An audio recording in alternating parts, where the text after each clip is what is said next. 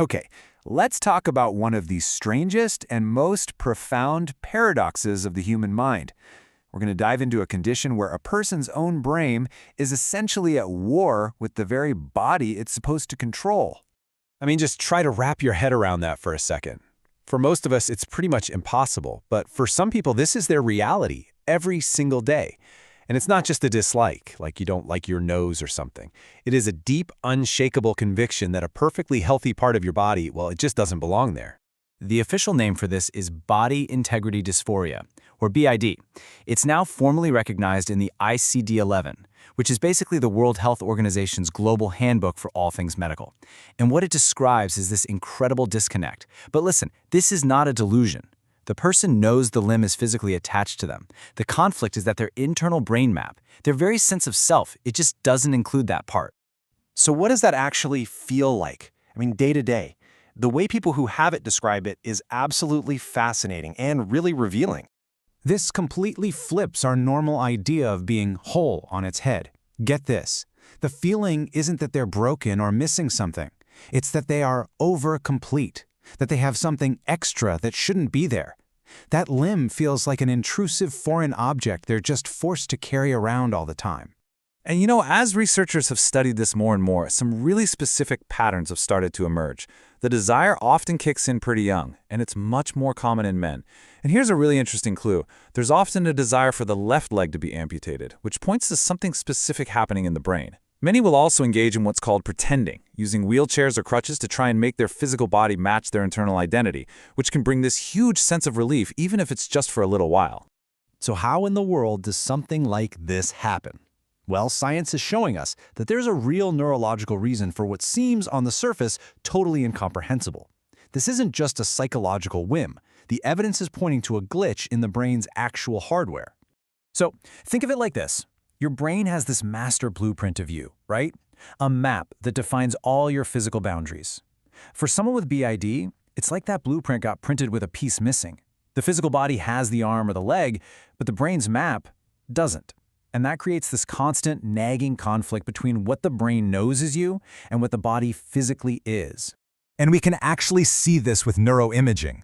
We're finding real, measurable differences in the brains of people with BID. The right superior parietal lobule, which is kind of like the brain's body mapper, it shows less gray matter. The somatosensory cortex, which is supposed to give you that unified feeling of your whole body, has weaker connections. And maybe most telling of all, the insula, which handles our emotions, it just lights up with distress signals whenever that alien limb is touched. Now, this is a really crucial point. People often confuse BID with something like somatoparaphrenia, where maybe a stroke patient actually believes their arm belongs to someone else. But that's a delusion. People with BID have total insight. They are not delusional. They don't say, "This isn't my arm." What they're saying is something way more complex and painful. I know this is my arm, but it just feels like it shouldn't be. See the difference? It's a conflict of identity, not a break from reality. So once you understand that this has a clear neurological basis, the whole conversation has to shift. This isn't just a simple psychological issue, and that throws us right into the middle of a profound and incredibly difficult ethical dilemma. And here's the really tough part.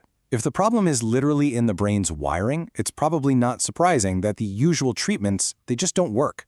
I mean, therapy and medication can definitely help with the depression or anxiety that comes from this constant internal battle, but they can't rewrite the brain's fundamental map of the body. And that leaves people in this desperate spot, often leading them to think about the one thing they believe will finally bring them peace. This is the ethical tightrope. On one side, you've got patient autonomy and harm reduction, right? If amputation is the only thing that will end a lifetime of severe suffering, and it stops someone from, say, sticking their leg in front of a train, isn't it the most compassionate thing to do? But on the other side, you have the absolute core of medicine. First, do no harm. How can a doctor, in good conscience, remove a healthy, functioning limb? It's a true moral and medical impasse. And look, this is not just a theoretical debate. A landmark survey by Dr. Michael First really put into perspective how severe this condition is. He found that a full quarter, 1 in 4, of the people he surveyed had already found a way to get an amputation, often through really dangerous back alley means. This isn't just a casual wish. For many, it's an overwhelming need. So, As the medical community grapples with this impossible choice, new technologies are finally starting to offer a potential third option, a path that might avoid this stark choice between just suffering or having surgery. This is where the future of treatment might actually be. Imagine using virtual reality to let a person live, digitally, in a body that matches their internal map. That could potentially start to normalize that brain activity we were talking about. Or using neurofeedback to help the brain literally retrain itself to accept the limp. Now, these are still pretty new and emerging ideas, but they offer a real glimmer of hope. When you look at this whole condition, it really forces us to face some of the deepest questions about who we are. It brings us right back to the central mystery of the self. At the end of the day, body integrity dysphoria challenges our most basic ideas about identity. It suggests that feeling whole might not be about how many limbs you have, but about achieving a kind of harmony between your brain's blueprint and your physical body. It really makes you ask the question, what does it truly mean to be complete?